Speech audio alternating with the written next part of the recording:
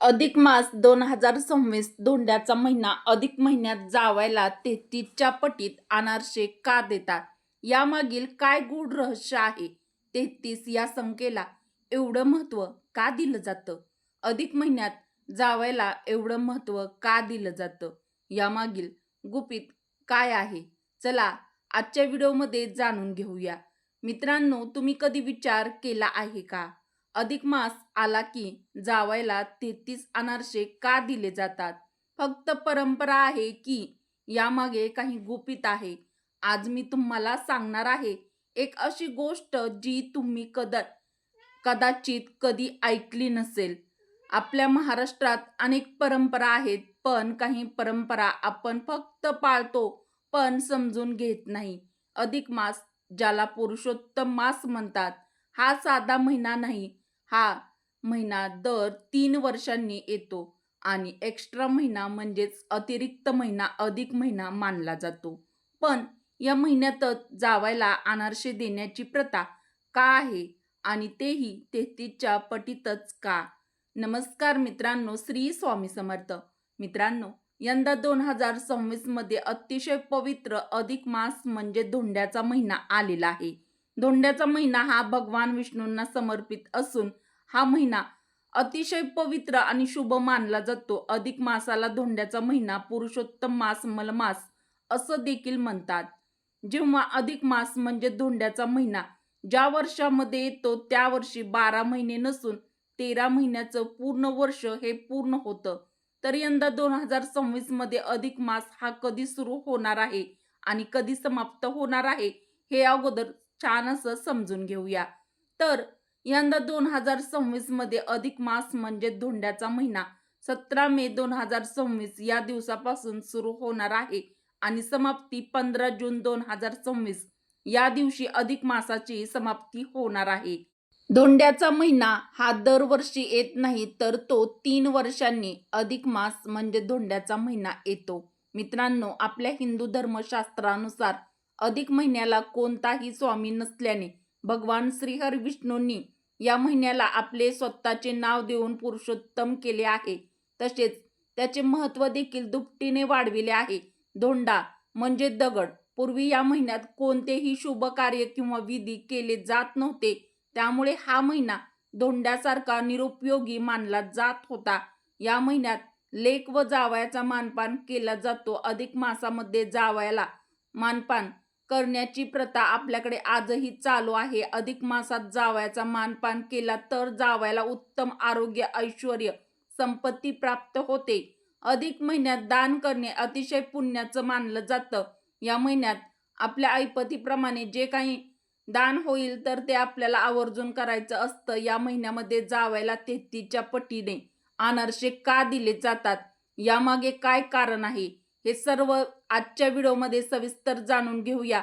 त्याआधी व्हिडिओला एक लाईक करा व आपल्या मराठी रोहिणी किचन चॅनलला सबस्क्राईब करा व कमेंट बॉक्समध्ये जय श्री हरी विष्णू किंवा माता लक्ष्मी नक्की लिहा. मित्रांनो, आपल्या हिंदू धर्मात अधिक मास अतिशय पवित्र मानला जातो. नवीन लग्न झालेल्या जोडप्यांसाठी हा महिना सर्वाधिक खास. सर्वात महत्त्वाचं म्हणजे हा महिना लेक व जावयाचे लाड करण्याचा महिना असतो. जाणून घेऊया की अधिक महिना जावयासाठी इतका खास का असतो. अधिक महिन्यामध्ये जावयाला सर्वाधिक अधिक महत्त्व का? याचे कारण असे आहे की आपण ज्या वेळेला आपल्या मुलीचं लग्न करतो त्यावेळेला लक्ष्मीनारायणाचा जोडा म्हणून आपण लेकीला आणि जावयाला नमस्कार करतो.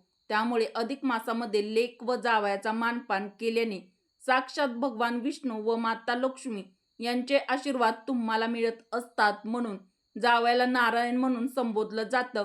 म्हणून जावयाला दिलेलं दान हे साक्षात भगवान विष्णूंना केलेलं दान किंवा वाण समजलं जातं.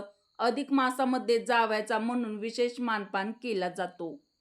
अधिक मासामध्ये म्हणजे धोंड्याच्या महिन्यामध्ये मुलीचे आई वडील लेक जावयाला घरी बोलावून जावयाला गंध वगैरे लावून लेकीला हळदी कुंकू लावून दोघांचे औक्षण करतात आणि ओवाळतात.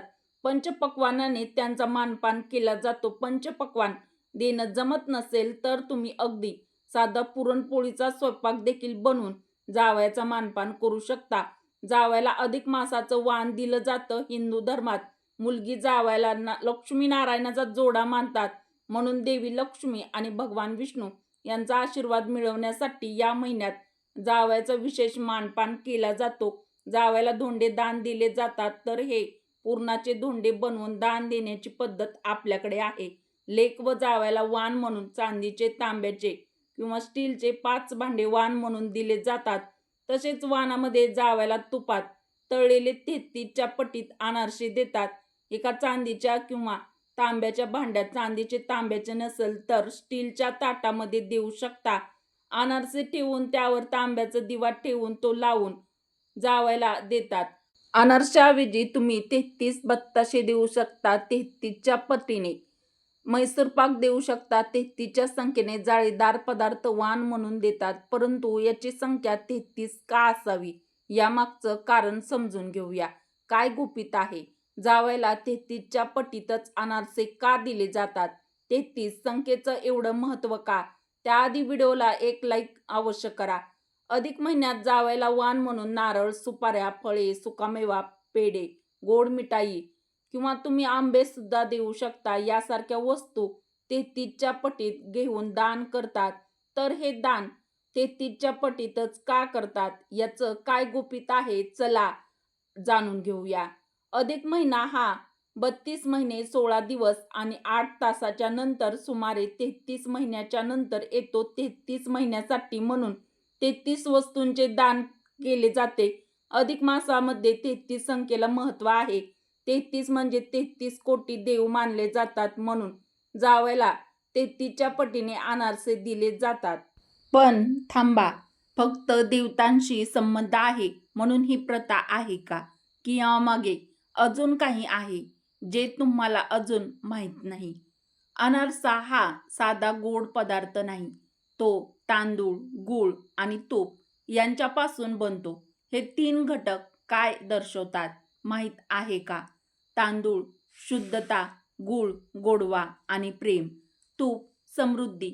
म्हणजे जावयाला अनारसे देणं म्हणजे त्याला सुख, समृद्धी आणि गोड नातं देण्याची शुभेच्छा आहे. पण अजून एक गोष्ट आहे ज्यामुळे ही परंपरा आणखीन खास बनते. पूर्वीच्या काळात जावई म्हणजे कुटुंबाचा मानकरी मानला जायचा. त्याला दिलेला सन्मान म्हणजे आपल्या मुलीच्या आयुष्याला दिलेली शुभेच्छा. म्हणूनच अधिक मासासारख्या पवित्र काळात त्याला 33च्या पटीत अनारसे देऊन पूर्ण कुटुंबासाठी आशीर्वाद मागितले जातात. मित्रांनो, लक्ष्मी मातेला चांदी अतिशय प्रिय आहे. त्यामुळे जावयाला चांदीच्या वस्तू दिल्या जातात. चांदी हा अत्यंत पवित्र आणि सात्विक धातू मानला जातो. चांदीची उत्पत्ती भगवान शंकराच्या डोळ्यातून झाली आहे. चांदीचा संबंध प्रेमाचा कारक शुक्राचा आणि मनाचा कारक चंद्राशी आहे. चंद्र शरीरातील पाणी घटक नियंत्रित ठेवतो. मुलीचं आयुष्य सुखी करण्यासाठी अधिक महिन्यात जावयाला चांदीच्या वस्तू भेट दिल्या जातात. देवी लक्ष्मी, भगवान विष्णू यांचा आशीर्वाद मिळवण्यासाठी दीपदानाला खूप महत्त्व आहे. अधिक मासामध्ये जावयाला चांदीचे निरंजन नक्की द्या.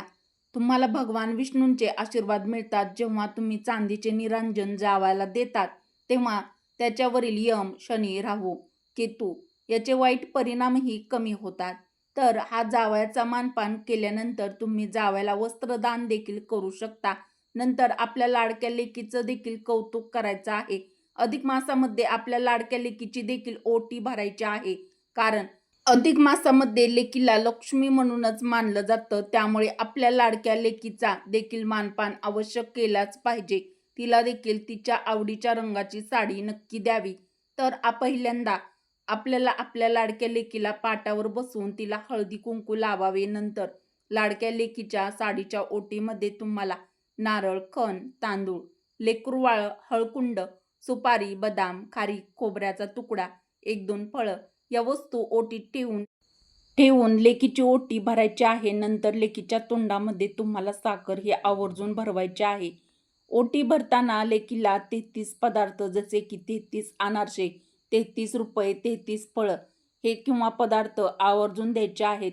अखंड सौभाग्यासाठी, उत्तम आरोग्यासाठी आणि आपल्या लेकीच्या दीर्घ आयुष्यासाठी, सुखी आयुष्यासाठी, सुखी संसारासाठी मनापासून देवाकडे प्रार्थना करायची आहे.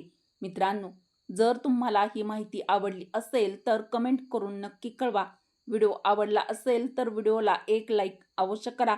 चॅनलवरती नवीन असाल तर मराठी रोहिणी किचन आपल्या चॅनलला सबस्क्राईब जरूर करा व हा अत्यंत महत्त्वाचा व्हिडिओ तुमच्या मित्र परिवारासोबत बहिणींसोबत जास्तीत जास्त शेअर करा.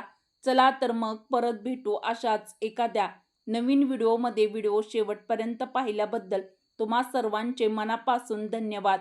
श्री स्वामी समर्थ. जय श्रीकृष्ण.